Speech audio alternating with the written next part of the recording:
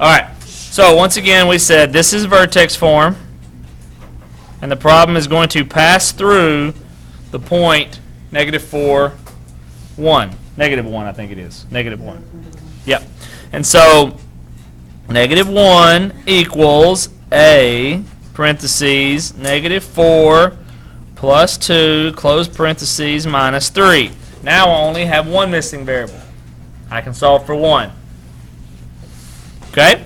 So, to do so, I'm going to use my order of operations. Yay. So first thing I'm going to take care of is my parentheses. I have to simplify this first before I can solve it. My parentheses, I can do something inside of it. So that's going to become -2 squared minus 3. Now I'm going to take care of my exponents. My exponents is right here. If you put that in your calculator, not like I have it written, it's going to give you -4. If you go -2 squared, it's going to give you -4 if you don't put parentheses around it. But it's not. It's +4 minus 3. Now we're going to take care of our multiplication and our division. A times 4 is 4a. And there's no adding and subtracting that can be done. So now that I've simplified it down, I'm going to solve it by moving things across. So my adding and subtracting is going to come from right there. I got 2 equals 4a.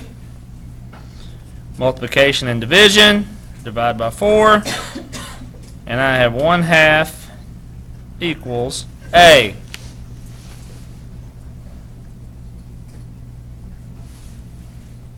Okay?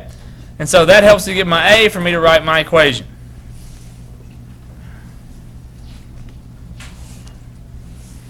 So in my equation, x and y must stay because that's my domain and my range variable.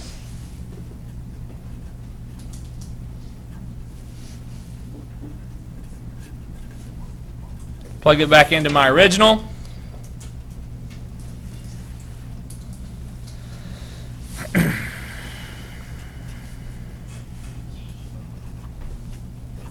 I'm going to square this out and become this.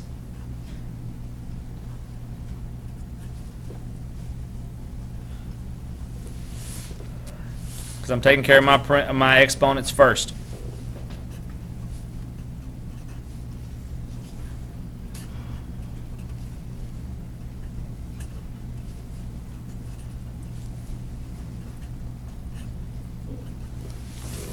Okay?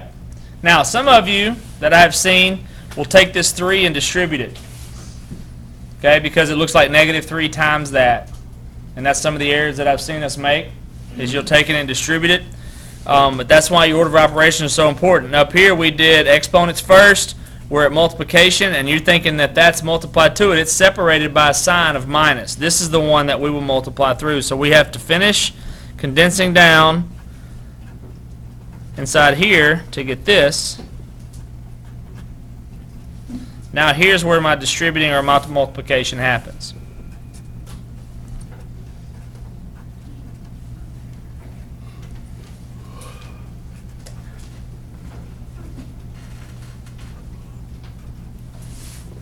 Okay?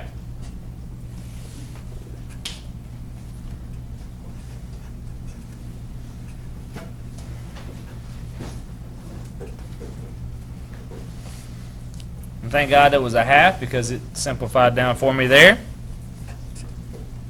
And that becomes 1/2 x squared plus 2x minus 1. Okay? Now, some things right here from this point to check to see if I did things correctly. If my a right here in my equation matches the a that I have over here, that I've done everything right. I didn't do any of my operations up through this process wrong. My a shouldn't change. It should still be the same thing. Okay?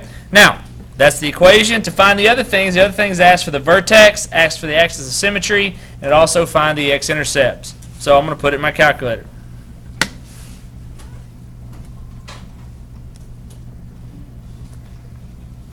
Alright, so my equation, I'm going to go parentheses 1 divided by 2, close parentheses, x squared plus 2x minus 1.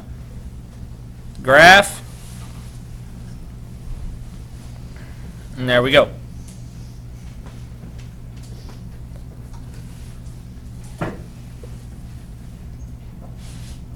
Yeah. All right.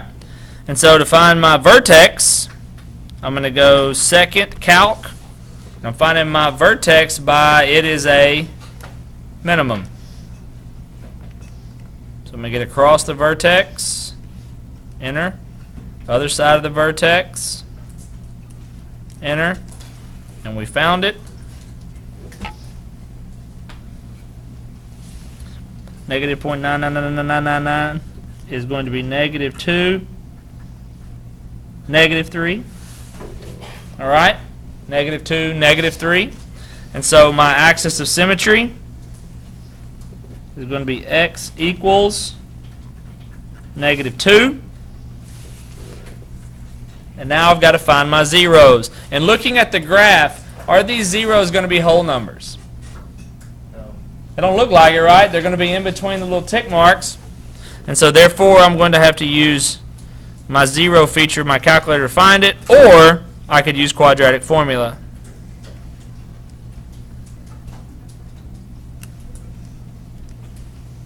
All right, so the first one,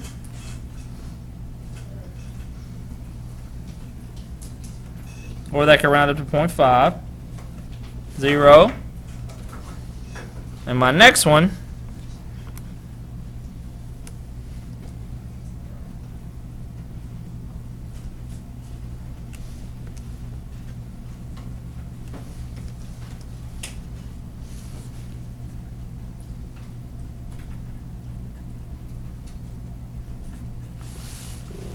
is that one right there.